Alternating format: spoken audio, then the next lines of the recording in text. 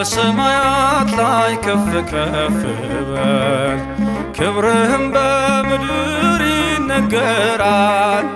ዘመን የሚዋጃለን ምስጋና መድኃኔ ዓለም ስምህ ገናና መድኃኔ ዓለም ስምህ ገናና በሰማያት ላይ ከፍ ከፍ በል ክብርህም በምድር ይነገራል።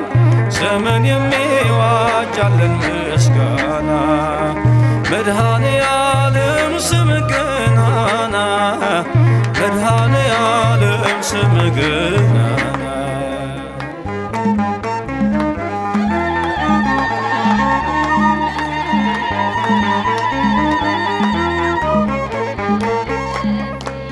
እልፍ አእላፍ መላእክት ቢቆሙ ካንተ ፊት አያርፉም ይትጋሉ ስሉስ ቅዱስ እያሉ ያለና የሚኖር ያለና የሚኖር አንተነህ እግዚአብሔር በሰማያት ላይ ከፍ ከፍ በል ክብርህም በምድር ይነገራል። ዘመን የሚዋጃለን ምስጋና መድኃኔ ዓለም ስምህ ገናና መድኃኔ ዓለም ስምህ ገናና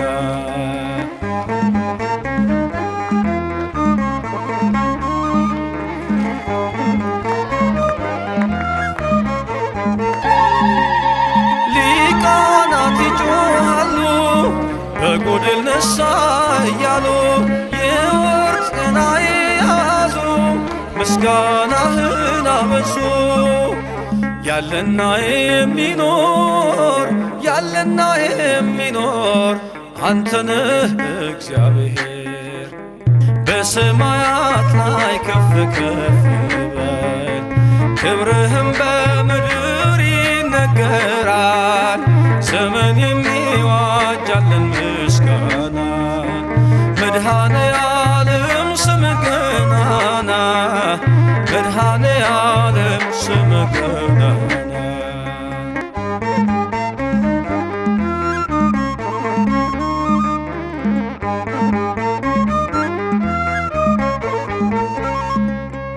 በደምህ የታተሙ ኃይልህን ተሸከሙ የቅኔ ዑደት ሆነ ክብር በዓለም ገነነ።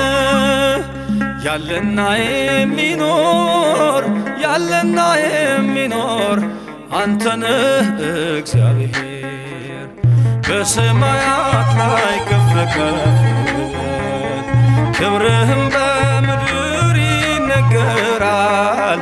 ዘመን የሚዋጃለን ምስጋና መድኃኔ ዓለም ስምህ ገናና መድኃኔ ዓለም ስምህ ገናና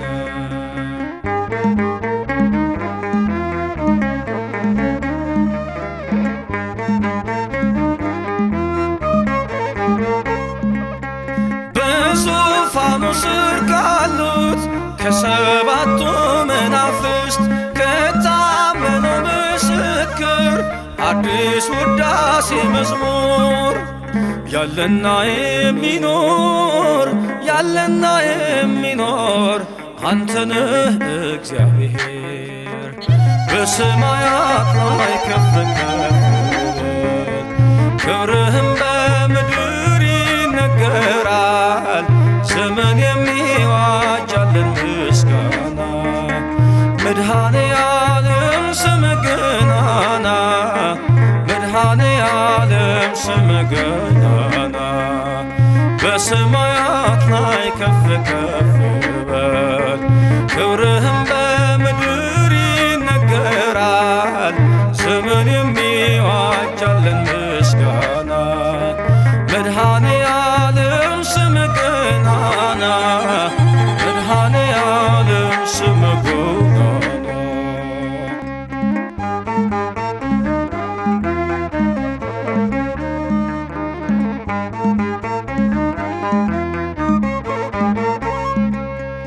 በሰማያት ላይ ከፍ ከፍ በል ክብርህም በምድር ይነገራል። ዘመን የሚዋጃለን ምስጋና መድኃኔ ዓለም ስምህ ገናና መድኃኔ ዓለም ስምህ ገናና በሰማያት ላይ ከፍ ከፍ በል ክብርህም በምድር ይነገራል። ዘመን የሚዋጃለን ምስጋና መድኃኔ ዓለም ስምህ ገናና መድኃኔ ዓለም ስምህ ገናና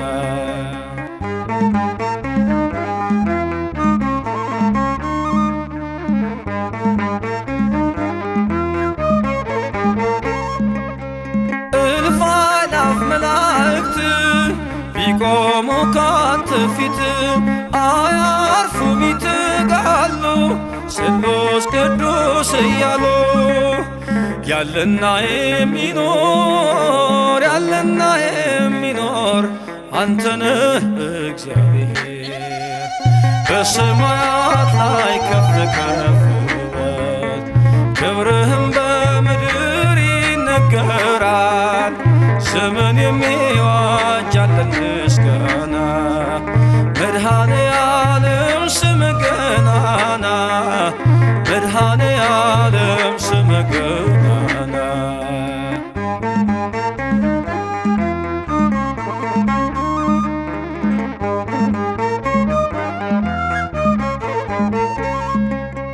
ሊቃናት ይጮኻሉ በጎድል ነሣ እያሉ የወርቅ ጽና የያዙ ምስጋናህን አበዙ። ያለና የሚኖር ያለና የሚኖር አንተነህ እግዚአብሔር በሰማያት ላይ ከፍ ከፍ በል ክብርህም በምድር ይነገራል። ዘመን የሚዋጃለን ምስጋና መድኃኔ ዓለም ስምህ ገናና መድኃኔ ዓለም ስምህ ገናና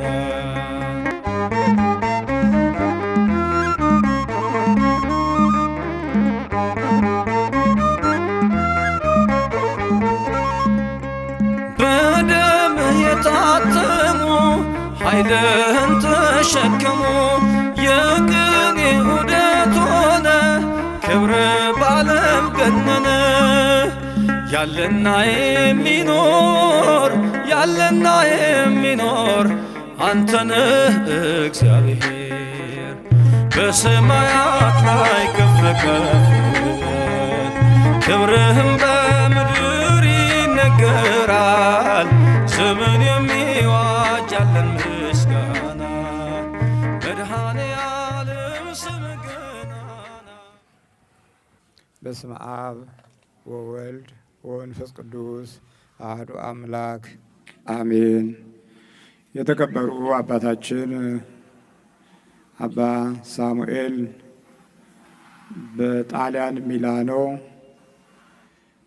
ዳግማዊ ቁልቢ ቅዱስ ገብርኤል ቤተ ክርስቲያን አስተዳዳሪ፣ አባታችን አባ አሮን መልአከ ሕይወት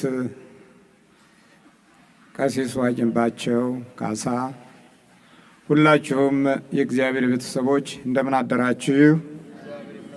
ልዑል እግዚአብሔር ዛሬም ዘወትርም ለዘላለም ስሙ የተመሰገነ ይሁን። ዮምሰ ሕይወት ኮነ ለሰብአ ዝንቱ ቤት፣ ዛሬ ለዚህ ቤት መዳን ሆኗል። በዕብራይስጥ ሀዮም ሀይታ ተሹአ ለባይቲ ሀዜ፣ ዛሬ በዚህ ቤት ታላቅ ፈውስ ሆኗል። ታሹአ ተሹአ ማለት ኢየሱስ የሚለውን ቃል ነው። የሹ የሚሉትን ነው። በዕብራይስጡ ሀዮም እና በግዕዙ ዮም አንድ ናቸው። ግዕዙ የዕብራይስጡን አካሉ አድርጎ ነው በብዛት በሀገራችን ቤተ ክርስቲያን የምትገለገልበት ቋንቋ ነው። ሀዮም እና ዮም የተያያዙ ናቸው። ኮነና ካነ አንድ ናቸው። ያው ግዕዙ ነው። ግዕዙና ዕብራይስጡ አረበኛው አንድ ናቸው። ኩሉ የሚለውን ካል ይላል። ካል የሚለውና ኩሉ የሚለው የተያያዙ ናቸው። ስለዚህ የግዕዙ አባት ዕብራይስጡ፣ የዕብራይስጡ ወዳጅ ግዕዙ ነው። እንግዲህ ቤተ ክርስቲያን ቀደሙ አባቶቻችን ከዚህ መንፈሳዊ ታሪካዊ ጉዞ ጋር የተያያዘ መሆኑን እግረ መንገዳችን እንመለከታለን ማለት ነው። ዛሬ የምንማረው በሉቃስ ወንጌል ምዕራፍ 19 ቁጥር 1 ጀምሮ ያለውን ቃል እንዲህ ይነበባል። ወደ ኢያሪኮ ገብቶ ያልፍ ነበር። እነሆም ዘኪዮስ የሚባል ሰው እርሱም የቀራጮች አለቃ ነበረ፣ ባለጠጋም ነበረ። ኢየሱስንም የትኛው እንደሆነ ሊያይ ይፈልግ ነበር። ቁመቱ አጭር ነበርና ስለ ሕዝቡ ብዛት አቃተው። በዚያችም መንገድ ያልፍ ዘንድ አለውና ያየው ዘንድ ወደፊት ሮጦ በአንድ ሾላ ላይ ወጣ። ኢየሱስም ወደዚህ ስፍራ በደረሰ ጊዜ አሸቅቦ አየና፣ ዘኬዎስ ሆይ ዛሬ በቤትህ እውል ዘንድ ይገባኛል፣ ፈጥነህ ውረድ አለው። ፈጥኖም ወረደ፣ በደስታም ተቀበለው። ሁሉም አይተው ከኃጢአተኛ ሰው ጋር ሊውል ገባ ብለው አንጎራጎሩ። ዘኬዎስ ግን ቆሞ ጌታን፣ ጌታ ሆይ ካለኝ ሁሉ እኩሌታውን ለድሆች እሰጣለሁ፣ ማንንም በሐሰት ከስሼ እንደሆን 4 እጥፍ እመልሳለሁ አለው። ኢየሱስም እርሱ ደግሞ የአብርሃም ልጅ ነውና ዛሬ ለዚህ ቤት መዳን ሆኖለታል፣ የሰው ልጅ የጠፋውን ሊፈልግና ሊያድን መጥቷልና አለው። ዮምሰ ሕይወት ኮነ ለሰብአ ዝንቱ ቤት፣ ለዚህ ቤት ዛሬስ መዳን ሆኖለታል። እግዚአብሔር ስሙ የተመሰገነ ይሁን። ይሄ ፍለጋ ነው። እስቲ በመጀመሪያ ደረጃ ወደ ኢያሪኮ ገብቶ ያልፍ ነበር። እነሆ ዘኬዎስ የሚባል ሰው እርሱ የቀራጮች አለቃ ነበረ፣ ባለጠጋም ነበረ ይላል። የቀራጮች አለቃ ሆኖ ባለጸጋ ነው። ሀብቱ የተሰበሰበው በዚህ ዓለም መከራ ውስጥ ነው። ጥረቶቹ ከማንኛውም ሰው በታች እንዳይሆን ካለው ፍላጎት አንጻር ቶሎ ብሎ ሀብት ማግኘትን ቅድሚያ የሰጠ ሰው ነው። ሀብቱ ይገኝ እንጂ በየትኛውም መንገድ ይግባ ሀብት ብቻ ይኑር ብሎ ያሰበ ሰው ነው። ሆኖም ግን ሀብቱ በኃጢአት እና በአመፃ በንጥቂያ በቅሚያ የተሰበሰበ ነው። ብልጽግና ውስጥ ብዙ አይነት እንባዎችና ለቅሶዎች ያሉበት ነው። ከዚህ የተነሳ ሀብቱን ይዞ የገባበት ቤት ሁሉ በሽተኛ ነበረ። በመጀመሪያ ደረጃ ክርስቶስ ሲናገር ለዚህ ቤት ዛሬ መዳን ሆኖለታል ነው ያለው። እየሰማችሁ ነው? በመጀመሪያ ሰዎች ከመታመማቸው በፊት፣ ሰዎች ከመሰቃየታቸው በፊት ቤቶች በሽተኞች ይሆናሉ። ቤቶች ካልዳኑ ሰዎች እዛ ውስጥ ሰላማዊ ሊሆኑ አይችሉም። ምክንያቱም ቤቶቹ ተሰርቆባቸው ነው የተገባው፣ ተነጥቆ ነው የተገባው፣ ዋሽቶ ነው የተገባው፣ ነጥቆ ቀምቶ ነው የገባበት ያደረበት። ስለዚህ ባደረበትና በኖረበት ልክ ቤቱ ደዌ ያለበት የራሱ የሆነ ችግር ያለበት ቤት ነው። ታዲያ እንዲህ አይነት እየተዋከበ ኖሮ ያገኘው ሀብት በብልጽግና ተራና መስመር ውስጥ መጽሐፍ ቅዱስ አስገብቶታል። ባለጸጋ ነበረ ይላል። ብልጽግናውን የበለጠ የገለጸው ግን ወደ ክርስቶስ መቅረቡ ነው። ወደ ክርስቶስ ከመቅረቡ በፊት ቁመቱ ክርስቶስን ከለከለው። አቤት አቤት አደገኛ ጊዜ ነው። ቁመቱ እግዚአብሔርን የከለከለው ሰው አያችሁ።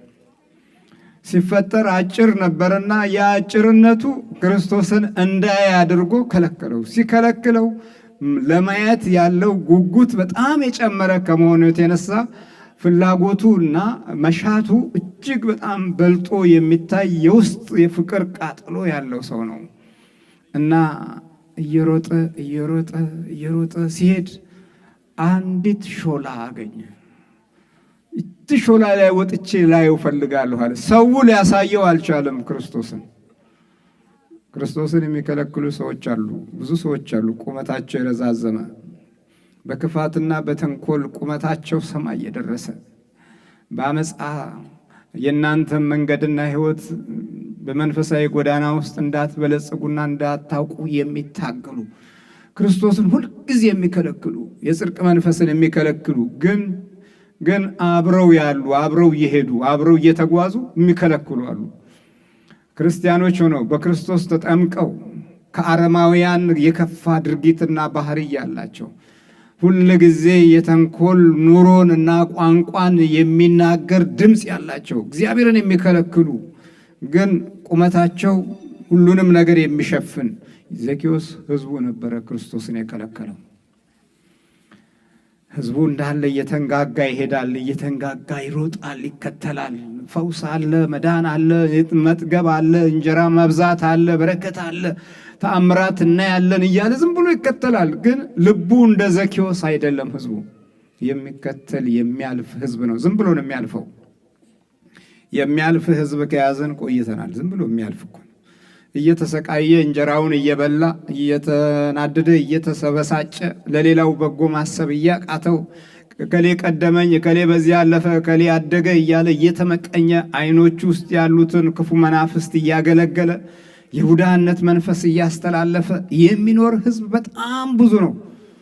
ግን መንገዱ እንደዚህ አልነበረም።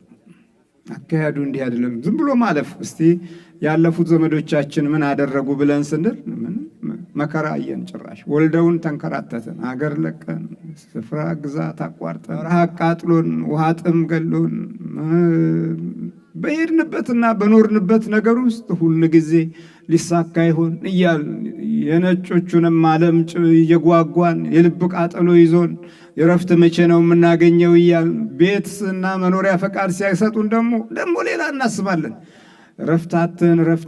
ረፍታትን ቁመታችን ረዝሞ ግን ክርስቶስን ሳናየው በሱ በኩል ያሉን በረከቶች ሳንካፈል በጸጋው ምስጢር ውስጥ ያለን ኃይል አንድ ሳይሆን ወገን አለኝ ዘመድ አለኝ ሳንባባል እርስ በርሳችን እንደተፈራራን እንደተነካከስን የአውሬነት ባህሪ ሁሉ ሳይቀር መደንገጥና ሰውን ከመፍራት የተነሳ ጫና በዝቶብን ይኸውላችሁ እዚህ ደረስን።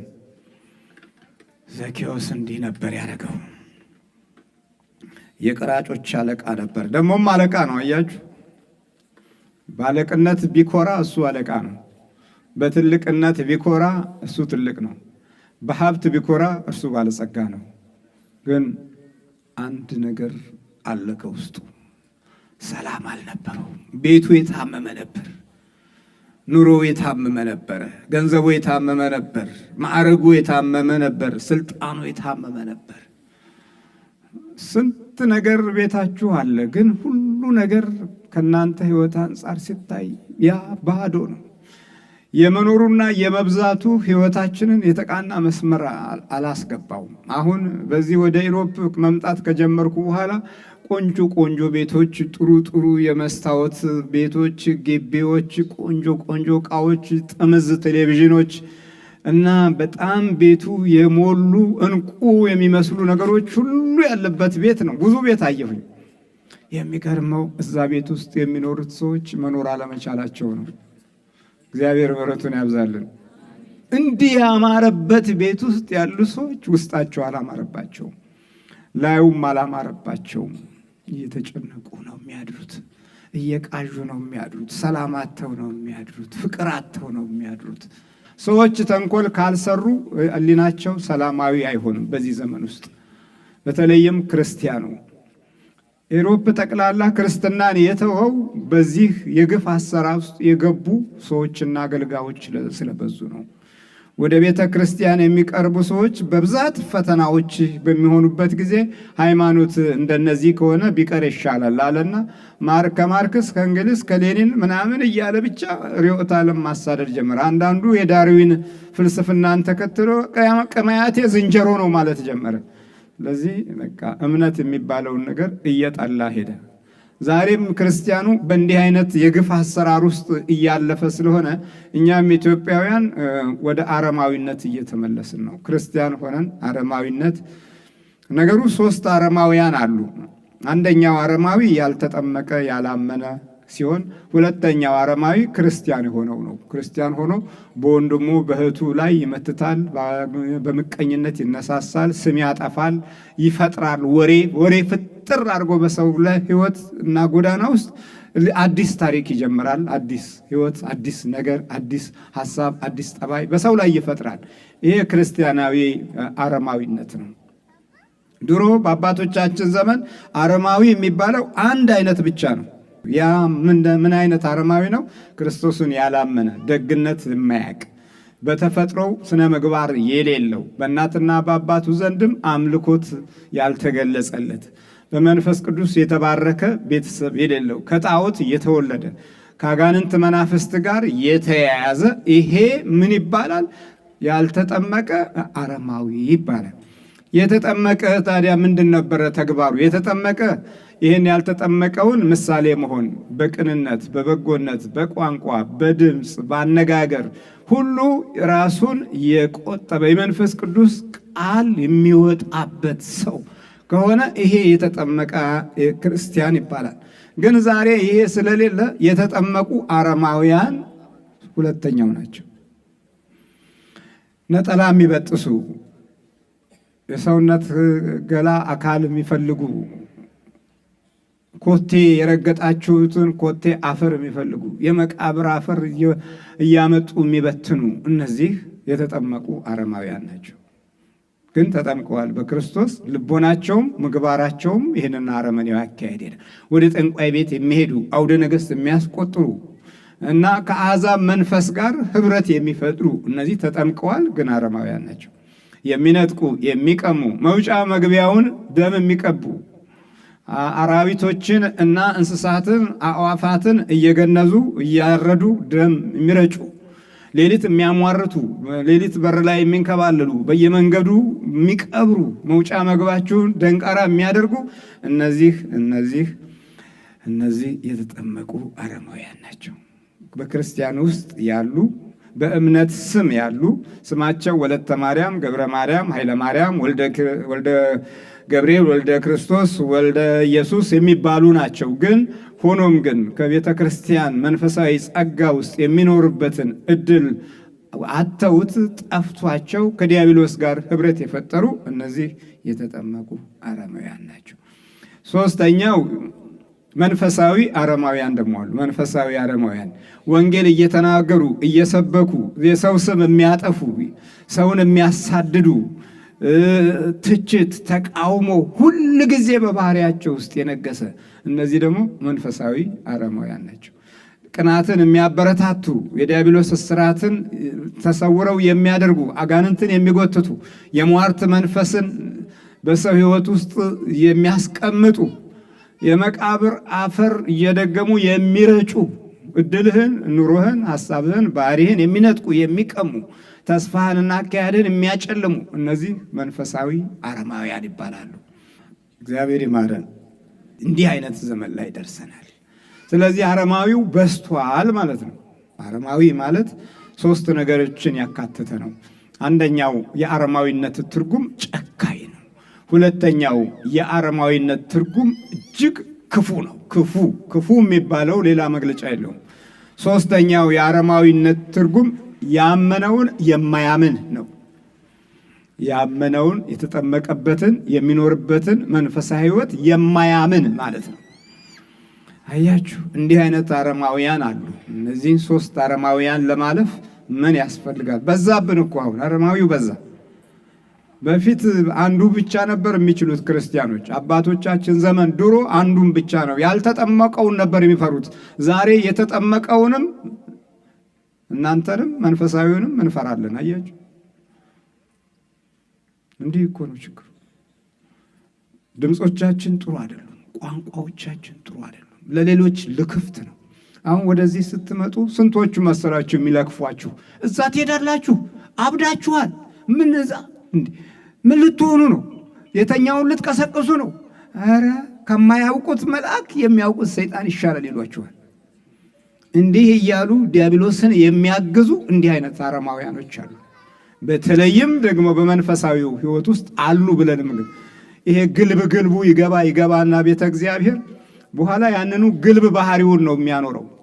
ያንኑ ነው ያንን በቃ እኔ ይዣለሁ ብሎ በትዕቢት ይታበያል፣ በትዕቢት ይታጀራል። ይሄ ሌላ መንፈሳዊ አረማዊ ነው። አሁን ለእኔ የሚስማማን ለእኛ ወንጌል የሚስማማን ያልተጠመቁት አረማውያኖቹ ናቸው። አይገርማችሁ? እነሱ ይመለሳሉ። በቃ እንዲህ አርግሽ እንዲህ አርግሽ። ይሄ እዚህ በቃ ይዘምርና ልቡ ይታበያል። በደጁ ይዞርና በአመፃና በኃጢአት ህሊናው ስለተበላሸ ተለማምዶታል ክርስትናውን። ከዛ ውስጡም ያለው መንፈስ ይለማመደዋል ክርስትናው እና በዚህ ውስጥ ሰራተኞቹ በሶስቱም አረማውያን ላይ ሰራተኞቹ ግን አንድ መንፈስ ነው። እርሱም ያ ክፉ መንፈስ፣ ያ ክፉ ዲያብሎስ ነው። ታዲያ እዚህ ጋር ወደ ዘኪዎስ ስንመጣ የቀራጮች አለቃ ነበር ይላል። ቀራጮች እንደምታውቁት የጉምሩክ ሰራተኞች ናቸው። በጣም የዛ አለቃ ነው። ከዛም በየቀኑ ገቢ ያለው በየቀኑ የንግዱን ቀጠና የተከተለ ስለሆነ በየቀኑ ብዙ ገቢዎች አሉት። ያን ይዞ ወደ ቤቱ በኪሱ ይዞ ወደ ቤቱ በኪሱ ጠልፎ ወደ ቤቱ ነጣጥቆ ምን ብሎ ወደ ቤቱ ነው የሚሄደው። ከዛ ኢየሱስም የትኛው እንደሆነ ሊያይ ይፈልግ ነበረ። አሁን እዚህ ጋር ነው ትልቁ ነገር። ክርስቶስን ማየት ነው የፈለገው። ጌታውን ማየት ነው የፈለገው። የእግዚአብሔርን ሥራ ማየት ነው የፈለገው። ይሄ እንዴት ድንቅ ፍላጎት ነው! ትልቁ መሻት ከውስጡ ሲወጣ ኢየሱስ የትኛው እንደሆነ ለማየት ይፈልግ ነበር።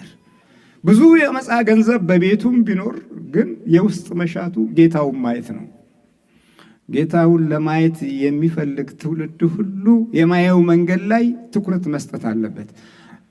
አሁን አየ፣ ሰው ረጃጅም ነው፣ በጣም ትልልቅ ነው፣ በጣም ብርቱዎች ናቸው፣ ጉልበተኞችም ናቸው። የሱ ቁመት አንጻር አልመጣለትም፣ ወደፊት ሮጠ። እንዲህ ነው የሚለው፣ ቁመቱ አጭር ነበርና ስለ ሕዝቡ ብዛት አቃተው። የመጨረሻው ቃል ምንድን ነች? አቃተው። ጌታውን ለማየት አቃተው። በቃ ፈጣሪውን ለማየት አቃተው። እናንተ ያቃታችሁ ቦታ የለም። እስቲ ፈልጉት። ለመጸለይ ደክሟችሁ የተኛችሁበት ጊዜ ስንት ዘመን ነው? ለመንበርከክ የደከማችሁበት ጊዜ ስንት ጊዜ ነው? አላስተዋላችሁትም፣ ወይም ደግሞ አልተረዳችሁትም። ጥቅሙ አልገባችሁም። መንበርከክ የሚያመጣው ዋጋ ገንዘብና ወርቅ ከሚያመጣው ዋጋ በላይ እንደሆነ አላስተዋላችሁትም። ይሄ ነጩ ዓለም መንበርከክን ረስቶ ታሞ ተቸግሮ ተጨንቆ ይንበረከካል፣ በክፉ መንፈስ ይንበረከካል። እኛም እንደዛ እየሆንን የመጣ ነው። ለዛርና ለውቃቢ የተንበረከኩ እናቶችና አባቶች ነበሩን፣ አሳልፈናል። ይኸውልህ ግን ማየት አቃተው። ከሕዝቡ ብዛት የተነሳ እዛ ብዙ የሚያዩ ሰዎች ያሉ፣ ግን የልቦናቸው መሻት ከማየት አንጻር አይደለም፣ ከእጆቹ በረከቶች ውስጥ ያሉትን ከመካፈል ብቻ ነው። አሁን ብዙ ጊዜ ልንሳልና ስለታችንን ያልከፈልናለን ከስለቱ መብዛት የተነሳ ያም ይሳካል። ግን የቱን ልክፈለው? በቃ አንዱ ይምረኛል ትላላችሁ። በቃ ለመክፈል ያላችሁ ፈቃድ ንፍገትም ተጨምሮበት ትተውታላችሁ። ግን በችግሩ ጊዜ እንደዛ ማለት ነው። ይሄ ሕዝቡ ያለው ልክ የዚህ አይነት ባህሪ ነው። ዘኪዎስ የተለየ ባህሪ ያደረገው ምንድን ነው? ማቃተውን ራሱ እንኳ አውቋል። ጌታውን ለማየት አለመቻሉ ገብቶታል። ከዛ አማራጭ ወሰደ። በዚያች መንገድ ያልፍ ዘንድ አለውና ያየው ዘንድ ወደፊት ሮጦ በአንድ ሾላ ላይ ወጣ። አሁን ወረደ ይሻላል፣ ወጣ ይሻላል? ወጣ ጥሩ ነው። በጣም ከፍ ብሎ ወደ ላይ ወጣ። ሾላዋ ላይ ተለይቶ ወጣ። ጌታን ለማየት ለየት ከተንኮለኛ፣ ከምቀኛ፣ ከሚንጋጋ ብሎ ከሚጃጃል፣ ከነገረኛ፣ ከውሸታም፣ ከአጭበርባሪ ወጣ። እንዲህ አለን። ሾላ እኮ አለ መውጫ። ከሐሜተኛው፣ ከተቺው፣ ከነገረኛው ወጣ ስትሉ እሱ ይታያል፣ ስራውም ይታያል። ፊቱም ይታያል፣ አካሉም ይታያል። ወጣ ካላልን ወሬኞችን ፈርተን፣ ነገረኞችን ፈርተን፣ አመፀኞችን ፈርተን አይሆንም፣ እንደዚህ ብሎ ነገር የለም። ወጣ ማለት ነው። ቁመታችሁን የሚያስረዝም እሱን ለማየት እድል የሚያስገኝ ላይ መስዋዕትነት መክፈል ያስፈልጋል። አሁን ይህ ሰው ሲሮጥ አስቡት እንግዲህ ባለሀብት ነው፣ የቀራጮች አለቃ ነው። እናቃለሁ አላለም። አንዳንዶቹ አሁን እዚህ ምንም መንፈሳዊ በረከት ጥቅሙን የማያውቁ ልጆቻቸውን በአይነጥላ መንፈስ መርዘው ራሳቸው ችግር ፈጣሪዎች ሆነው ለትውልዱ ችግር እየፈጠሩ መንፈስ ህዝቡን ልጆቻቸውን እየጎዳ እንኳ እያለ አያውቁም። ሄጄ እዛ እኔ ልጮህ ነው ይላሉ። በኋላ ትጮህ ያለሽ በደንብ አሁንም እየጮህሽ ነው። ቤት ተኝታ መጮህ ነው፣ ሌሊት መጮህ ነው፣ ከባሏ መጮህ ነው፣ ባል ከሴትዮዋ መጮህ ነው። ልክፍት ብቻ። እንዲህ አይነት ልክፍታሞች የራሳቸውን ክብር ይጠብቃሉ። አሁን እኔ ትልቅ ነኝ ለም ፊታቸውን ያሉ መስታወት ትከሻ ሰፋ ያለ ሰው አሁን እዛ ልጮህ ነው ይላሉ። ሞኝ ዘላለም ትጮኻለህ፣ ነፍስህም ይጮኻል። የያዘህ ጠላት እኮ ብትሞት እንኳን የማይለቅ ጠላት እንደሆነ አታውቅም። ትጮኻለህ፣ ገና በደንብ ትጮኻላችሁ በሏቸው። በእርግጥ በነገርም እየጮሁ ነው፣ ሌላውንም በማዳከም እየጮሁ ነው። በበጎ የደህንነት ጸጋ ውስጥ እንዳትደርሱ እየከለከሉ እየጮሁ ነው። አትሄዱ ይሏችኋል። እንዲህ አይነት ሰዎች በጣም በሚገርም ሁኔታ ያቃታቸው ሰዎች እናንተንም እንዲያቅታችሁ ያግዟችኋል። ወደ ጸጋው ምስጢር እንዳትቀርቡ ያግዟችኋል። የሚያግዟችሁ እንድትድኑ አይደለም፣ እንድትጠፉ ነው። ከመናፍስት እንድትተሳሰሩ ነው። ከአጋንንት ጋር ህብረት እንዲኖራችሁ ነው። እንዲህ ነው የሚያግዟችሁ። በጣም በመንፈሳዊ ስፍራም ረጅም ዘመን የምታውቋቸው ሰዎች ሁሉ እንዲያቅታችሁ ነው ፍላጎታቸው። ጌታችሁን እንዳታዩት፣ ማዳኑን እንዳታዩ፣ የጸጋው ምስጢር እንዳይገለጥላችሁ ነው የሚፈልጉት። ኧረ እንዲህ አይነት ነው የሚበዙት። እና እንዲህ ነው። በዚህ አይነት እገዛ ውስጥ ነው የዲያብሎሳዊ የሆነ ነገር ላይ ጥሩ ፈቃድ አላቸው፣ በጎ የሆነው ነገር ላይ ግን የላቸውም። እና ሲያቅተው ሾላ ላይ ወጣ። የቀራጮች አለቃ ወጣ ይላል ሰው እያየው። ያ ዘኬዎስ አይደል አበደ እንዴ ነው የሚሉት። እሱ ግን ጌታዬን ብቻ ልይ ነው ያለው። ፈጣሪዬን ብቻ ልየው ነው ያለው። እግዚአብሔር ስሙ የተመሰገነ ይሁን። በዚያ ሾላ ላይ ሮጦ ወጣ። ኢየሱስም ወደዚያ ስፍራ በደረሰ ጊዜ አሸቅቦ አየውና ዘኬዎስ ሆይ ዛሬ በቤትህ እውል ዘንድ ይገባኛልና ፈጥነህ ውረድ አለው። በምንህ እውል ዘንድ ይገባኛል አለው? እስቲ ሁላችሁም በሉ። በቤትህ እውል ዘንድ ዛሬ ይገባኛል አለው። መቼ? ነገ ነው? ዛሬ ነው። የእግዚአብሔር ስራ ዛሬ ነው። ዛሬ ለእናንተ ያለው ዓላማ ዛሬ እንዲህ ነው። ዛሬ በቤትህ እውል ዘንድ ይገባኛል። በጣም አስደናቂ ነገር ነው። ቆንጆ ቃል ነው። እኔ በጣም ደስ የሚለኝ ቃል ነው። እናንተን አላቅም። አዎ በቤትህ እውል ዘንድ ነው ያለው። እንግዲህ የጸሎት ቤት አላችሁ የላችሁ? እስቲ የጸሎት ቤት የሰራችሁ፣ ያልሰራችሁ ገለልተኛ ብዙ ነው፣ ዝም ያለ ብዙ ነው። ኧረ እባካችሁ እንዴት ነው ነገሩ? ቤቱ በሽተኛ ነው። ኧረ አስተውሉ በደንብ። ለሀገሬ ጀበና እንኳ ቦታ አላችሁ። እቺ የአዲስ አበባ ጀበና ታቋት የለም? ለእሷ እንኳ ቦታ አላችሁ። ለጊርጊራዋ ቦታ አለ። ለማጨ ጊርጊራ አይቀርም ስትጭኑ። እዛ አይሮፕላን አረፍ አይቻለሁ።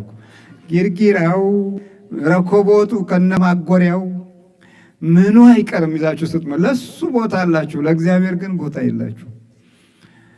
እቺ ምን እዚህ ሀገር ምን ቦታ ይኖራል ትላላችሁ? እንዴ ለአንተ ቦታ ካለ ለእግዚአብሔር ቦታ ከልክልሃልና ቤቱ አልዳንም። ያ ቤት ደግሞ የተለያዩ ሰዎች የኖሩበት ነው። ብዙ አይነት ሰዎች የኖሩበት ነው። እዛ ቤት እኮ ትወልዳለህ፣ እዛ ቤት ታገባለህ፣ እዛ ቤት ትተኛለህ፣ እዛ ቤት ትኖራለህ። ስለዚህ እዛ ቤት ያለው መንፈስ አንተን እንዴት አድርጎ ይለቅሃል? ውጣ መቻልከው፣ ልቀቅ መቻልከው።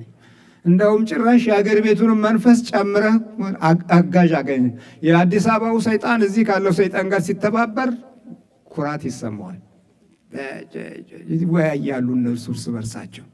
እኛ እንዲህ አድርገን ያዝነው ይላሉ። እዚህ የጣሊያኑ እንዲህ አድርገን ያዝነው፣ እንዲህ አድርገን ነው የደበትነው፣ እንዲህ አድርገን ነው ያፈዘዝነው፣ እንዲህ አድርገን ነው ያጫጫስነው፣ እንዲህ አድርገን ነው በሲጋራ ያገማነው ይላል ይሄኛው እዚህ ያለው ነው እንደ ይላል ደግሞ የአዲስ አበባው ሰይጣን ነው። እኔ ደግሞ በቡና በምን አንተ አትረባም የእኛም ባህር እያዝሉና የመካከሩና ከዛ በኋላ በየቢሊያርዶ በየከረምቡላው በየዚህ ምንድነው እየቁማር ቤቱ በየጆቶኒው ይወስድሃል። ከዛ ብርሽን ትሮጭና ብርሽን እዛ ልበላ ነው ይላል። 50 ብር ያሳይህና 50 አገኘው፣ 200 ብር ያሳይህና ከዛ አገኘው ስትል ደግሞ ያንተን 1000 ብር የወር ደመወዝህን ይዞትልም ይላል። ሴቶቹ ሁሉ ቁማርተኞች ናቸው እዚህ ሀገር። የሀገሩ መንፈስ ይይዛቸዋል። የአዲስ አበባው ይለወጣል እዚህ ባለው ሰይጣን። ምንም እኮ ሲም ካርድ መለወጥ እኮ ነው። ልክ እኮ እንደዛ ማለት ነው። እንደ ሀገሩ ፒን ኮዱ ይከፈታል። የሞባይሉን አታዩም? እንደዛ እኮ ማለት ነው። እና የሚገርም ነው። እዚህ የዘኬዎስን ሕይወት ስናይ ዛፉ ላይ ወጣ፣ ክብሩን ተወው፣ ትልቅነቱን ተወው፣ ብርታቱን ተወው፣ ሀብታምነቱን ተወው፣ ባለጸጋነቱን ተወው። ጌታውን ብቻ ማየት ነው የፈለገው። ከዛ አሸቅቦ ሲያየው አሁን ከጌታ በላይ ሆነ። አያችሁ፣ በፊት ማየት ነበር ያቃተው። ህዝቡ ሁሉ ሲከለክለው ከሱ በላይ ወጥቶ ሾላን ቁመት አደረገ። እግዚአብሔር ስሙ የተመሰገነ ይሁን። የእኛ ቁመታችን ቤተ ክርስቲያን ናት።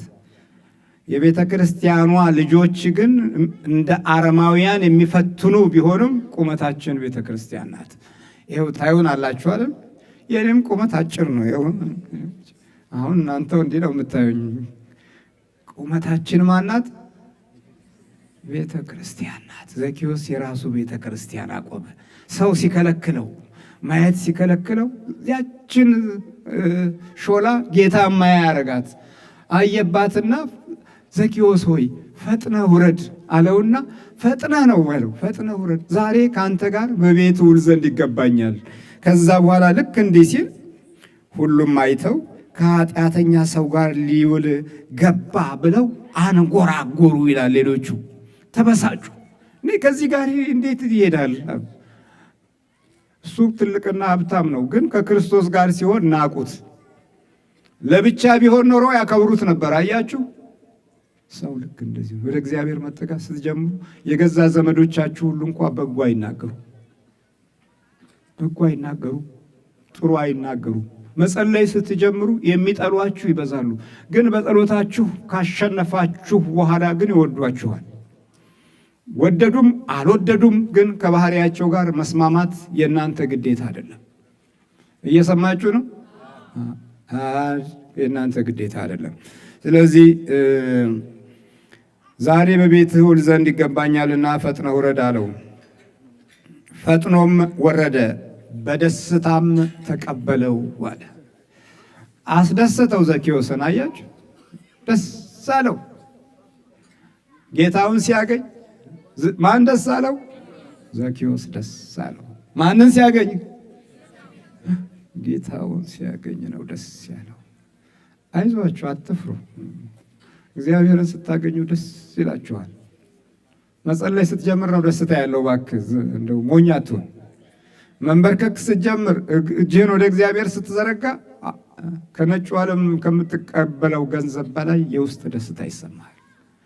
ይሄን ነገር እንዴት አድርጌ ልንገራችሁ? የቀመሳችሁት ነው የምታውቁት። በፊት ብዙ ነገር ያበሳጫችኋል። ትንሽ ነገር ሕሊናችሁን ይከለክላችኋል፣ እረፍት ይከለክላችኋል። በጣም ትንሽ ነገር ነገ ለምትሰሩት ዛሬ ተጨንቃችሁ እንቅልፍ ታጣላችሁ። ነገ ለምትሰሩት እኮ ነው። ግን ጸሎት ካለ ነገ ለምትሰሩት ዛሬ እረፍት ታገኛላችሁ። ይህ ታዲያ የሚሆነው ጸሎት ስታቅ ነው። ጸሎት ለራስህ ጥቅም እንጂ ለእግዚአብሔር ጥቅም አይደለም። አንዳንድ ጊዜ ጸሎት እንደ ምንድን ነው? እንደ አንድ ውለታ መቁጠር የለብህም። ጥቅሙ አንተ ጋር ነው የምትጠቀመው። ብዙ ከመድከምህ በፊት ትንሽ ለእግዚአብሔር ጊዜ ስጥ። 50ውን የበረከት ጊዜ እግዚአብሔር ይሞላል። አንተ 50ውን ታርፍበታለህ፣ 50ውን ትሰራበታለህ። 100 በመቶ የሚመላው ማን ነው? እግዚአብሔር። 50ው የአንተ ድርሻ ነው፣ 50ው የእግዚአብሔር ድርሻ ነው። እሺ አሁን አንዳንድ ጊዜ ምን እናደርጋለን? እዛም እንሰራና አስራትም አናወጣም። ለጌታ አስራት ብለን አናወጣም። ከዛ በኋላ አንድ ተራ ሰይጣን ይመጣና ልቦናችንን አነፍልሎ ወደ ገበያ ይዞን ይሄዳል። ገበያ ይዞ ሄድና ሴቱ መቼም የገበያ ነገር ሁሌ ያምረዋል። አንድ ልብስ ገዛለሁ ብላ ያወጣችው 10 ልብስ ገዝታ ወደ ቤት ትመለሳለች። ይኸው ጉዳችን እኮ ይሄ እናንተ ሴቱ ጉድማ በስመ አብ ጉድ ነው። ተመሳሳይ 2 ጫማ፣ ተመሳሳይ 2 ሱሪ፣ ተመሳሳይ 2 ታይት፣ ተመሳሳይ 2 ሚኒስከርት፣ ተመሳሳይ 4 ፓንት። በቃ እቤት ትገቡና አሁን ይሄን ለምን ገዛሁት? ይሄንንም ገዝቻለሁ። ወይኔ ልፋቴ፣ ወይኔ ልፋቴ፣ ወይኔ እንደገና ይሄንንም አብጃለሁ እንዴ! ግማሹ ራሱን ይኮረኩማል። ጭንቅላቴ ዶማ ነው። ይህን ሁሉ መግዛት ያሁን ምን አለ ባንክ ባስቀምጠው፣ ምን አለ ባላወጣው። እንደገና ይቆጫቸዋል። የገዛው እኮ አይነ ጥላው ነው። ብራችሁን ለማጥፋት አስራት አላወጣችሁማ። ለአስራት ለማውጣት የምታመጡት ሰበብ ብዙ ነው። ሰበብ አያስፈልግም የጌታ አስራት ላይ። ነገረኛ ትውልድ ሆዶ የባሰው ግን ሰበብ ያበዛና በሌላ መንገድ ያወጣዋል። ወይ በቁማር ይጨርስበታል፣ ወይ ገንዘቡን ያስጥለዋል፣ ወይ ያስቀመጠበት ቦታ ይጠፋዋል። በየምናምኑ ይቀበርና ቤት ለቃ ስትሄድ አንዳንድ ሰው ብዙ ገንዘብ ያገኛል። ጭራሽ እያስረሳቸው ልቦናቸውን እየሰወረ ገንዘቡን ይቀብረዋል። አስራት ካወጣህ ግን አይነካው። የእግዚአብሔር አስራት ነው የጌታዬ ብለህ ሰበብ ሳታበዛ ነገሮችን አከማችተህ ሳትቆጥር ይሄ ጌታዬ ነው ብለህ አለቀ። ሌላ ነገር የለም። ሌላው የራሱ ጉዳይ ነው። ያንተን ጉዳይ ግን በጌታ ስም በምታቀውም በማታቀውም ለድሃውም ለምስኪኑም የምትለው በበጎነት ከህሊና በጌታ ስም ነው የምታወጣው። በስሙ ከሆነ ነው በረከት የሚሆነው፣ በአምላክህ ስም የሚሆን ሲሆን ነው። እና ፈጥኖም ወረደ፣ በደስታም ተቀበለው። ሁሉም አይተው ከኃጢአተኛ ሰው ጋር ሊውል ገባ ብለው አንጎራጎሩ። ዘኬዎስ ግን ቆሞ ጌታን፣ ጌታ ሆይ ካለኝ ሁሉ እኩሌታውን ለድሆች እሰጣለሁ አለ። አሁን ከጌታ ጋር ቤቱ ሲገባለት ምን ተሰማው መሰላችሁ? ሀብቱ ለሌላው በረከት እንዲሆን ተሰማው። መድከሙ ለሌላው በረከት እንዲሆን ተሰማው። እኛ ይሄኛው ትውልዳችን ጋር ያለው ችግር ምን እንደሆነ ታውቃላችሁ? ለሌላው በረከት ለመሆን ይቀናል። ምቀኛ ነው። እየሰማችሁ ነው? ይቀናል። ለሚሰጠው ይቀናል። ለሚሰጠው እኮ ነው እንደ በረከት አድርጎ ለሚሰጠው። እንዲህ ድንገትማ ከወጣ አንድ ጊዜ 400 ብር ከወጣ ይሄ ሁሉ እንዴ ቆይ ኪሱ ከትና ይቆጥራል። እዛው ደብቆ ይቆጥርና እቺ ሁሉም አንዴ እኮ ወጣችብኝ ይለና 100 ብር ስትወጣ አይ እቺ 50 ብትሆን ጥሩ ነበር ይላል። እንደገና ደግሞ ከሷም እኮ ነው 50 ግን ዝርዝር የለውም። ይቆጨዋል። ለሌላው በጎ መሆን ይቆጨዋል። እኔ ከእናንተ ጋር እዚህ ሳስሬ ስጠፈጥፍ ክንዴን ሳይደክመኝ ቀርቶ ነው። እንደው አይገርማችሁ? ለሌላው በረከት መሆንን መልመድ ድንገት የሚመጣ ጉዳይ አይደለም። ከቤተሰብም ቅንነት ለሌላው ከማሰብ እንደ ሀገር እንደ ዜጋ ከማሰብ የሚመጣ እንጂ ድንገት ከትምህርት ቤት የምትሸምጡት አይደለም። ከቤተ ክርስቲያን ከመንፈሳዊ ጸጋ ከቅዱሳን መንፈስና ከተጋድሏቸው የሚመጣ እንጂ ድንገት ከእናንተ ጋር ምን ይህ ሁሉ መከራ ምን አመጣብኝ? እስቲ እንደው ይህ ሁሉ ችግር ምን አመጣው? ይህ ሁሉ መሰደድ ምን አመጣው? ከአገር ቤትም አሳዳጆቻችን ብዙ ናቸው፣ ከአባቶች ጨምሮ። እዚህም ስንመጣ እንደዚሁ ከአባቶች ጨምሮ። እድለኞች ሆናችሁ ነው አሁን እዚህ አባቶች በፊታችሁ የቆሙት። በፊታችሁ ለእንዲህ አይነት መንፈሳዊ መዳን ምክንያት የመሆንን እድልን ያገኙት። እንደው በዚህ ዘመን ውስጥ እኮ አስቸጋሪ ሆነ። መዳናችሁን በራሱ የማይወዱ በጣም ብዙ ናቸው። ግን ለበረከት የሚሆነው ነገር ላይ ቅናት አለብን፣ እንቀናለን። ስለዚህ ለራሳችን ነው የምንኖረው። ለራስህ ከኖርክ ደግሞ ልጆችህም ለራሳቸው ነው የሚኖሩት፣ ለአንተ አይኖሩም። እየሰማችሁ ነው? እኔ እንጃ የምሰሙ አይመስለኝም። ለእናንተ አይኖሩም ልጆቻችሁ። እናንተ ለሌላው ካልኖራችሁ ልጆቻችሁ ለእናንተ አይኖሩም። አባቶቻችን ለሌላው መኖር ስላቃታቸው እኛ ለራሳችን እንድንኖር ሆነን ገና መጀመሪያውኑ በዓይነ ጥላ ተቀርጸናል። ስለዚህ በጣም አስቸጋሪ ነገር ነው። የለመድነው ነገር አስቸጋሪ ነው። የለመድነው ሕይወት አስቸጋሪ ነው። ስለዚህ ተመልከቱ፣ አሁን ለሌላው የሚኖርበትን እድል ያገኘው እቤቱ ነው። አሁን በደንብ አስተውሉ። ዘኬዎስ ከድሃ ይቀማ ነበር። ጌታ ወደ ቤቱ ሲገባ ካለኝ ሁሉ እኩሌታውን ለድሆች እሰጣለሁ። እግዚአብሔር ስሙ የተመሰገነ ይሁን። ጸሎት ቤት ሲኖራችሁ ካላችሁ ሁሉ ቢያንስ ትንሹን ለድሃ ትሰጣላችሁ። እናትም ድሃ ናት፣ አባትም ድሃ ነው፣ አገርም ድሃ ነው፣ ሕዝብም ድሃ ነው። ነጮንም እኮ እዚህ ራሱ ረሃብተኛ አለ። ጸጋ የጎደለው፣ መንፈሳዊ ኃይል የራቀው፣ እምነት የራበው፣ እግዚአብሔር ማጣት የራበው እንጀራ ከራበው የበለጠ እኮ ነው። ትርጉም ያለው ሕይወት ልታሳዩ እኮ ትችላላችሁ። አይዞህ ጸልይ ብትሉት እኮ ረሃቡ ውስጥ ገባችሁ ማለት እኮ። እንዲህ አርግ ስትሉ ውስጡ መጥፋቱ መሞቱ ይቋረጥለታል። ዲያብሎስ ራሱን እንዲገል ማድረጉ ሁሉ እኮ ይቋረጥለታል። እና ካለኝ እኩሌታውን ለድሆች እሰጣለሁ። ማንንም በሐሰት ከስሼ እንደሆኑ 4 እጥፍ እመልስለታለሁ። ንስሐ ገባ አልገባ? ይኸውላችሁ በቃ የእግዚአብሔር ፍቅር እንደዚህ ነው። የእግዚአብሔር ኃይል እንደዚህ ነው። ዛሬ ብዙ በመንፈሳዊ በስለናል ብለው የሚሰብኩና የሚያስተምሩ ብዙ ሰዎች አሉ። ሆኖም ግን በትዕቢትና በእውቀት የታጀሩ ስለሆኑ መንፈሳዊ ሕይወታቸው ላይ ያለው በጎነት በራሳቸው የተፈጥሮ ክፋት ጭምር ስለሚሸሻቸው ቅን የሆነ መንፈስና በጎ የሆነ ሕሊና የሌላቸው በጣም ብዙ ናቸው።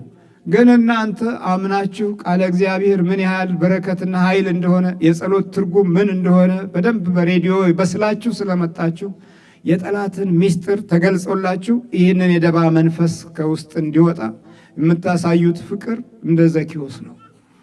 አይምሰላችሁ። እዚህ ጋር 4 እጥፍ እከፍላለሁ። በቃ በሐሰት ከስሼ እንደሆኑ ሳላቀው ከስሼ እንደሆኑ አለ። ኢየሱስም እርሱ ደግሞ የአብርሃም ልጅ ነው አለ። አሁን የማ ልጅ ሆነ? ከስንት ሺህ ዓመት በፊት የነበረው ያንን ዘመን 3000 ያህል ዘመን የነበረውን አብርሃም አስታወሰና አንተ የአብርሃም ልጅ ነህ አለው። ቀራጩ ኃጢአተኛው የተባለውን ለወጠና ስሙን ዘኬዎስ የተባለውን ሰው የማን ልጅ አደረገው? በቃ እግዚአብሔር እንዲህ ካረገ ምን ታረጉታላችሁ? ያረገው ማን ነው? ታዲያ ምን አገባን? እግዚአብሔር እንዲህ ካረገ እንዲህ ምንድን ነው እሱ? ምን ምቀኝነት ያስፈልገዋል? አንተ የአብርሃም ልጅ ነህ። ዛሬ ለዚህ ቤት መዳን ሆኖለታል። የሰው ልጅ የጠፋውን ሊፈልግና ሊያድን መጥቷል። እግዚአብሔር ስሙ የተመሰገነ ይሁን። በቃ የሰው ልጅ የጠፋውን ሊያድን ሊፈልግ መጥቷል። በቃ አንተም ፈልጌ አግኝቻለሁ አለው። ያ ቁመቱ ያጠረው ሰው ጌታውን አገኘ። ያ ቁመቱ ያጠረው ሰው ቤቱ ዳነለት። ያ ቁመቱ ያጠረ ሰው የአብርሃም ልጅ ሆነ። ያ አጭር ነው ብሎ ጌታ ናቀው እንዴ?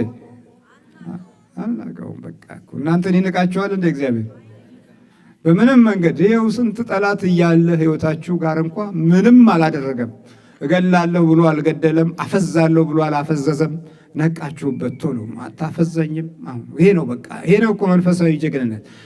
ጠላቴ ምንም ሊያደርገኝ አይችልም። በምንም መንገድ ሕይወቴን መቆጣጠር አይችልም ብላችሁ ለክርስቶስ ራሳችሁን ስታዘጋጁት በቃ ከዛ በኋላ ቤቱ መዳን ይሆናል። ስለዚህ ቤታችሁ ያልዳነ ከሆነ የጸሎት ቤት አዘጋጁ። ብዙዎቻችሁ የጸሎት ቤት የላችሁ። መንበርከኪያ መስገጃ እንዴት ታጣላችሁ?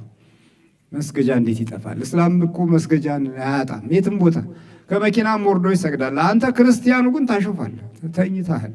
ስለዚህ ወደ መንፈሳዊ አረማዊነትና ወደ ክርስቲያናዊ አረማዊነት ነው የተሸጋገርነው። ክርስቲያኖች ነን ግን አረማውያኖች ነን።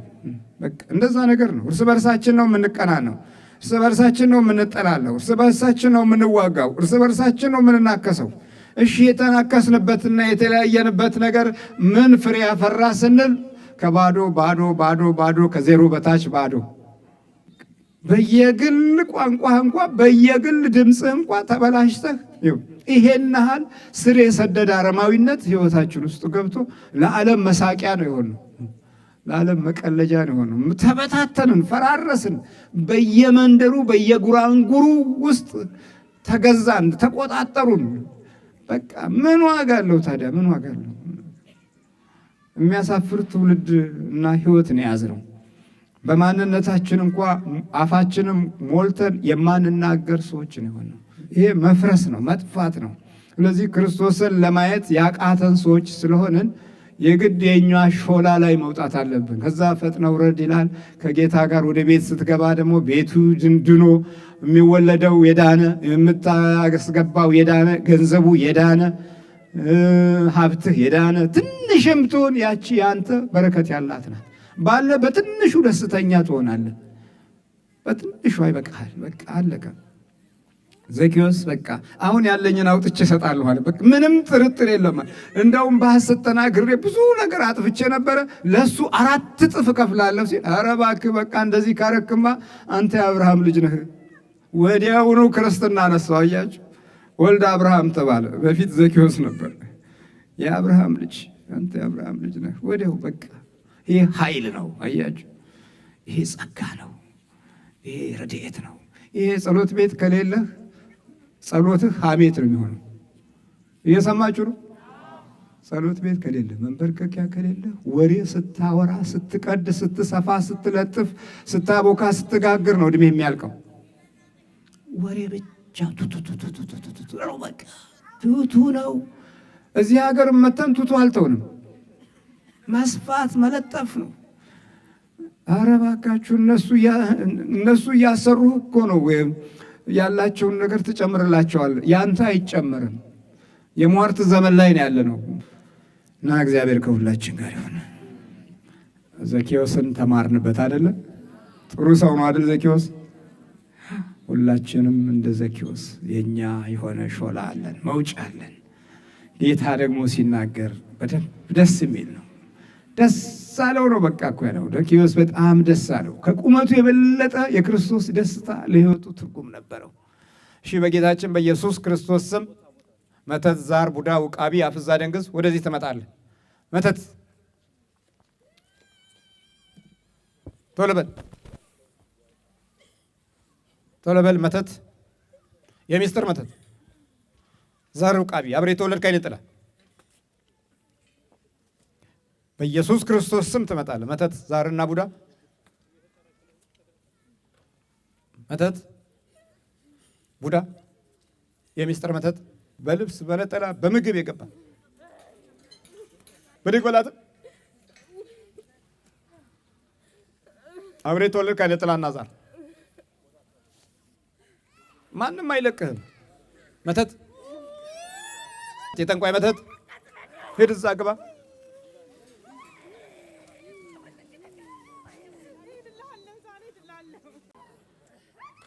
የጠንቋይና የቃልቻ መተት ሰማ አይበቃም። እንዳት መተት፣ አፍዛት፣ አደንግዛት የተባልክ ዛርና ውቃቢ አብረ የተመሳሰል መተት፣ መተቶች፣ መተቶች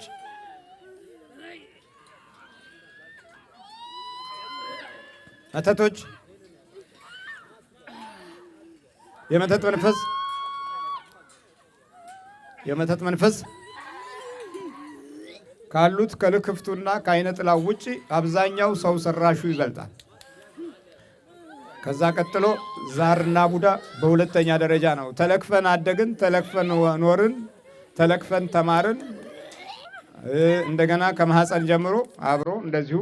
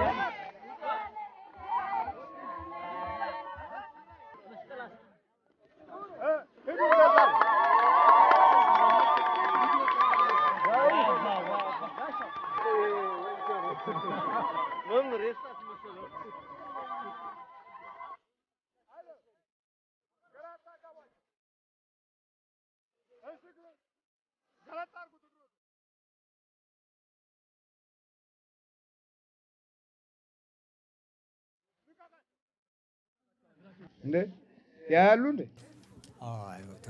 አዎ መቼ? ከትላንት ጀምሮ ነው። ከትላንት ጀምሮ ከትላንትና እውነት ከጸበሉ በኋላ ይታየዎታል? አሁን አዎ ይታየኛል። ምንድን ነው? መስቀል መስቀል መስቀል ነው። ታዲያ እንዴት ዘገዩ? እስካሁን እንዴት ዘገዩ? በሕክምና ስከታተለው ነበር። ከ16 ዓመት በላይ ይሆናል እየተከታተልኩት ነበር። ለአንድ አጋጣሚ እንግዲህ ይህንን ነገር የእርሶን ሁኔታ ስለሰማሁ ወደዚህ መጣኝ። ሳያዩ ነበር የመጡት? አዎ ተመርቼ ነው፣ በእህቶቼ ተመርቼ ነው የመጣሁት። እህቶቼ ታላችሁ? ስትመጣ ያሉ? አሁን እያየኋት ነው። አሁን ሰው መኖሩንም አለኝ እኮ ከዚህ በፊት። አዎ እህቴ ነች። አንደኛው በኦፕራሲዮን ከጥቅም ውጭ ሆኗል። አንደኛው ነው ያለው። በአንደኛው ማየው በጣም እንትን የነበረ፣ አሁን ግን በደንብ እያየው ነው። አሁን ይህን ሁሉ ያዩታል? በደንብ እያየው ነው። መስገነው እግዚአብሔር የተመሰገነ እያየው ነው። እግዚአብሔር የተመሰገነ ይሁን። እንዴት ነው? ተመርተው ነበር የመጡት? አዎ እኛው ይዘነው ነው የመጣ ነው። እንደዚህ አድርገን ሁሉ ቦታ እግሩን ሲረግጥ እችን አንሳ እያልን ነው የመጣ ነው። አሁን የሚረግጡት ይታዩታል? እያየሁት ነው። ዛሬ ጠዋት ተደሰተ። አይኑን እንዲህ ስል ጊዜ ጋሽ ምን ነው ስለው ጊዜ እያየሁ ነው አለ። አዎ በቃ አሁን ይሄንን እንንገራቸው አልኩኝ እኔ። ትልቅ ስራ ነው። ይኸው እንግዲህ በጠበል በውሃ እኮ ነው። ይኸው ለዛውም በጣሊያን ውሃ እኮ ነው። እዚህ ይኸው ይለውጠዋል እሱ። በቃ እኮ ምን አደከም። አንዳንዱ ዝም ብሎ በውሃ ይረጫል ይላሉ፣ ይናደዳሉ። በስሙ ከተለወጠ ምን ችግር አለ? እና ይገርሞትም ራሱ በጣም ገርሞኛል። ታየዎታል? አሁን አዎ ይታየኛል። ይሄ ምንድን ነው? ቅዱስ ሚካኤል፣ የቅዱስ ሚካኤል ስዕል ነው። የቅዱስ ሚካኤል ስዕል ልጆቹ ናቸው። ይሄ ስዕሉ ይታየዎታል? በደንብ የሚታየዎታል? እኔ ቀይ ላይ ጥቁር ነኝ። ጠይም ኖት፣ በጣም ቀይ አይደለም፣ ጠይም ኖት። ቸኮላት ነኝ ማለት ነው። ቸኮላት ነው። እግዚአብሔር የተመሰገነ ይሁን። እሺ እሺ በሉ ዛሬ የሚደገማሉ። እንግዲህ መበርታት ነው። ቤተሰብ ናችሁ። በሉ በሉ ይበርቱ። እግዚአብሔር ከእርሶ ጋር ይሁን። አይዞት። እንደዚህ ከቦ የተሰራ ነገር ትራሷ ላይ ያገኘች 6 ዓመት ይሆናል። አንድ ነገር ተሰርቶባት የዛሬ 6 ዓመት አተ ማንኛው ትሄዳለህ? ላሾ ነው ላሾ Lascio, ላሾ lascio, ላሾ lascio. ማንኛው Maligno. ስንት ዓመት ነው? Quanti anni che sa ce l'hai? ኳንት ያኒ ከሳች ላይ 10 10 minimo. 10 ዓመት ለምን ያስካትል? Perché l'hai tenuta? Perché l'hai presa? Non Perché lo sei so. dentro? Perché l'hai posseduta? አሁን ትሄዳለህ አትሄድም? Te ne vai o non te ne vai adesso? Sì. Sì. Edalo. ምን እያረካት ኖርክ? Cosa gli hai fatto tutta questa la vita? Cosa gli hai fatto? ኮዛ ረፈቶ Male. Matforo. Male. Matforo. Male. ማሌ ማሌ ያረካት Male. Fisico. ሰውነቷ ላይ መጥፎ እንደትሆን ፊዚኮ ማሌ Fisico. ትለቃለህ አትለቅም? lasci o non lasci? Te ne vai o no? Lascio. ላሾ Lascio. ሰይጣና ጋር Sei እንትን demonio o maligno? ዲሞኒዮ ማሊኞ Demonio o maligno? Maligno. ማሊኞ ና እዚህ ተንበርከክ Inginocchiati. እንጂ ነው። ኦኬ እሺ በል ንገረው። በኢየሱስ ክርስቶስ ስም፣ In nome di Gesù Cristo, In nome di Gesù Cristo. በድንግል ማርያም ስም in nome della Santissima Vergine, In nome della Santissima Vergine. ወደ ሲኦል እንገባለን። ce ne andiamo all'inferno, torniamo all'inferno. Ce ne andiamo all'inferno. Torniamo all'inferno. 7 ጊዜ ጩኸና ውጣ። 7 volte urla e vattene, torna all'inferi. Ah! ቶሎ በል Ah! Subito, Ah! subito. Ah. Sbrigati. Ah! ማን ነው ስምሽ? Come ti chiami? Mary. Mary. Mary. ሜሪ ግራሴ ግራሴ ግራሴ Grazie. ግራሴ Grazie. ዲዮ ቲ ቤኔዲካ ግራሴ Dio benedica te. Lasciami barco tamla. እሺ ግራሴ ዲዮ ግራሴ ዲዮ ግራሴ Grazie a te. ያው በቃ በርቺ። አሁን Merci. Adesso devi essere forte nella preghiera. Sempre. ሁልጊዜ Sempre. እጸልያለሁ። ስገጂ፣ ጠዋትም ማታም ስገጂ። Ma la mattina e la sera prega. Prega sempre. Sempre. ብዙ ጊዜ ፈረንጆች ወይም ደግሞ ሮማውያን መስገድም መጸለይም ትተዋል። Dice tutti i romani, tutti in particolare i europei non pregano, hanno lasciato di pregare, dovete tornare a pregare. ኢጣሊያ በጠቅላላ ትቷል። ስለዚህ ሲጋራ ሆኗል ስራው። ለሲጋራ ነው የሚሰግደው። Dice che pregano per la sigaretta invece che pregare per Dio. Vero. አሁን ግን መጸለይ መስገድ አለብሽ። Adesso devi molto pregare, devi stare molto vicino a Dio. Lo farò. Arroguallo. በርቺ፣ Fare. አይዞሽ። Grazie. Grazie. አዞሽ ምንድን ነው? Aizosh, non ti preoccupare, stai tranquilla, stai tranquilla. ሳይተራንኩይላ Molto più tranquilla. Grazie. Betam La ጥሩ benedico. Grazie. አምላክ ይባርኮት። በጣም ደስ ይለኛል። አሁን ጥሩ ይሰማኛል። Sono tornati i miei አይኔን occhi. ተመለሰ። አይኔን እኮ አንድ ይኸው። ነገር ተበላሽቶ ቆየ። ሲያዩት ጥቁር ነበር አይኗ። እዛ ቁጭ ብዬ አሁን እሱም እንደዚህ አየዋት እኮ ተያያችሁ። አሁን አየኝ ይጠራኛል አለች። አልጠራ በቃ ነይ ታለች እና ዝም ብላ እንትን አልመሰላትም ያላባት ግን እኗ ሲያያ አይኗ በጣም ጥቁር ሆኖ ነበር። አሁን ግን ሌላ ሆነ። አሁን ጥሩ አየሽው አይንሽ። አሁን ጥሩ adesso li vedi bene gli occhi. Sì, mi sento bene. በጣም Sto ይሰማኛል። bene adesso. ጥሩ ይሰማኛል። Bene. ቤኔ በቃ ባቤኔ ባቤኔ። Grazie. እሺ ለኔ የሚጸልዩልኝ እሺ ነይ ተርጎሚለት እስቲ። ጆሮ ሁሉ ተበስቶ አልቋል እኮ። በስላሴ በስላሴ እስቲ አውጣው። ኮስተው ይሄ ምንድን ነው? Cosa che hai in testa? Cosa che ho in testa? La vita è fatta di sofferenza. ህይወት ብዙ እንትን ነው ማለት አስቸጋሪ ነገር ናት። እና ይሄ ሁሉ መበሳት ምንድን ነው? በይው እስቲ። perché ti sei fatto i buchi? Non l'ho fatto per me. ለኔ አይደለም ያረኩት ለኔ አይደለም ያረኩት l'hai fatto perché? ምንድን ነው የሚለው? cosa che fa? cosa che dice? Lui adesso è in comunità, dice che è quello che sta dicendo che quello che fa lo fa perché gli dicono di farlo. ይሄ ሁሉ ነገር የሚያደርገው እሱ ሳይሆን ስለሚሉት ነው የሚያደርገው እና ጠቅላላ እንትን ታቱ አለው እሱ ራሱ ነፍሱ ሰውነቱ ላይ የመጠፍር እንትን ነው። Siamo prossimi alla liberazione. ይሄስ ጥፍር ቀለምም ተቀብቶላችኋል። ወሰደባችሁ እኮ ጎበዝ። Qua cosa vuol dire? Di essere sempre forte e non lasciarsi andare mai, ma non è colpa mia, padre. እኔ አይደለሁም ያደረኩት ይሄንን ታቷጆ ትርጉሙ መቼም እንትን ለማንም እንዳንወድቅ እንትን ኃይል እንዲኖረን የሚያደርግ ነው። የሚገርም ነው።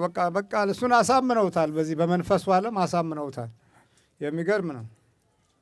እሺ ይጠመቃል። ሂዱ ምላሱ ሁሉ ነው እልም አለ ስላሴ ከረሜላ እኮ ይመስላል። Sembra caramella. ከረሜላ እስቲ ከረሜላ ወይ ከረሜላ። እሺ ይወጣል። በጣም ብዙ አልቅሻለሁ ለሱ ብዬ። Ma quanto lacrime sua mamma e correre dietro a lui. Digli che tutte le persone che ci sono qua siamo tutte anime giuste. Il male ha voluto queste cose, però purgare vuol dire gli restano. ይሄ ሁሉ ማስማት ነው እኮ ይሄ ሁሉ እኮ አስማት ነው።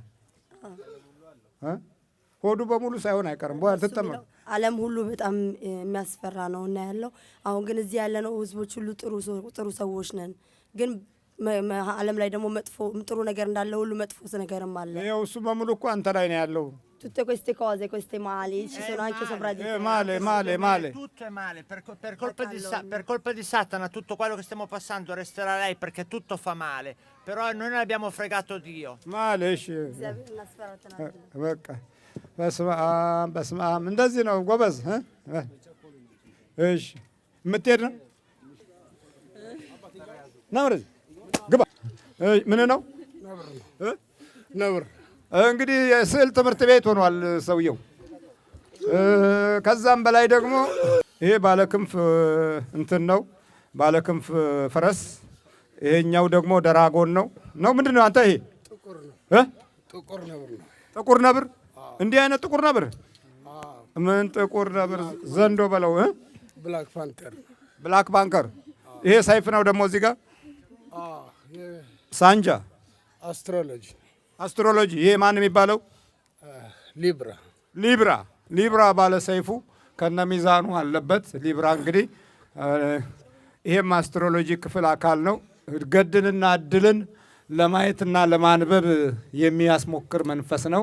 በአንጻራዊ ባህሪው ክፉ ገጽታዎቹ ደግሞ በየቀኑና ጊዜው በሞላ ቁጥር ያከናውንና አደጋውን ይፈጽማል ማለት ነው።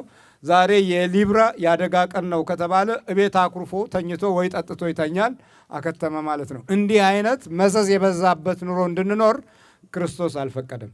እስቲ ይሄኛውስ? ይሄ ደግሞ ዘንዶ ነው። እስቲ ምላሱን ሲተፋ በዚህ ሁሉ ገብታል። ምን አልከኝ? ይሄ ዘንዶ እስቲ በደንብ አሳየው። ዘንዶ አጀባ። ይሄስ ምንድን ነው? አሞራ። ይቺ አሞራ ደግሞ እንደ ንስር ነገር ነው። በቃ የሚበር ህይወት ነው ማለት ነው። አንድ ቦታ አይረጋጋም። በነቀሰው ነገር ማህተም ነው ማለት ነው።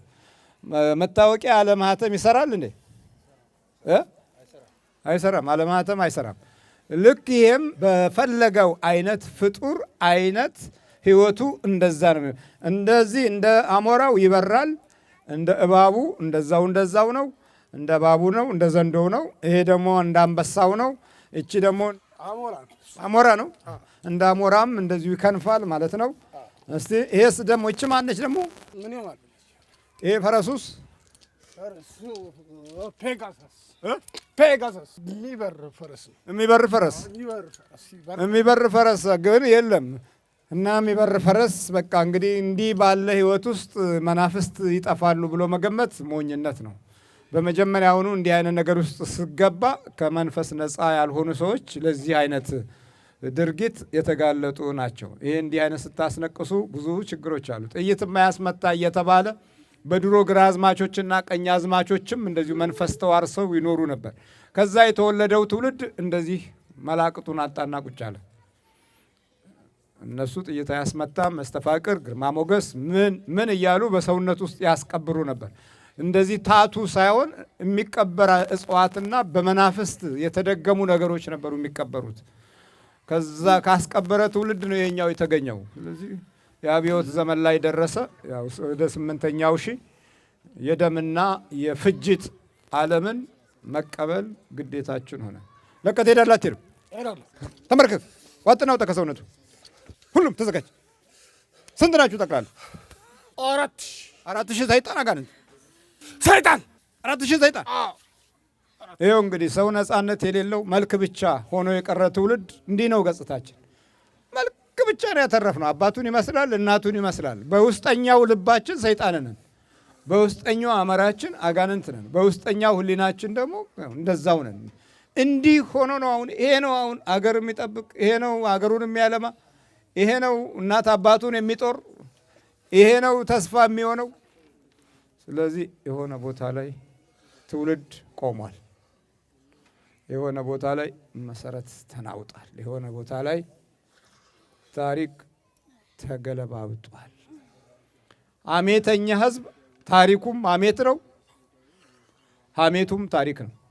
በሀሜት የተቋቋሙ ታሪኮች፣ በሀሜት የተቋቋሙ ኑሮዎች ምን ዋጋ አለው? እንጀራችንም ኑሯችንም ስራችንም ሀሜት ነው። ስለዚህ በቃ እንደዛ ነው፣ እንዲህ ነው። በቃ አንድ ወጥ የሆነ መሰረታዊ ነገር ላይ መቆም ያልቻልን ጉደኞች ነን።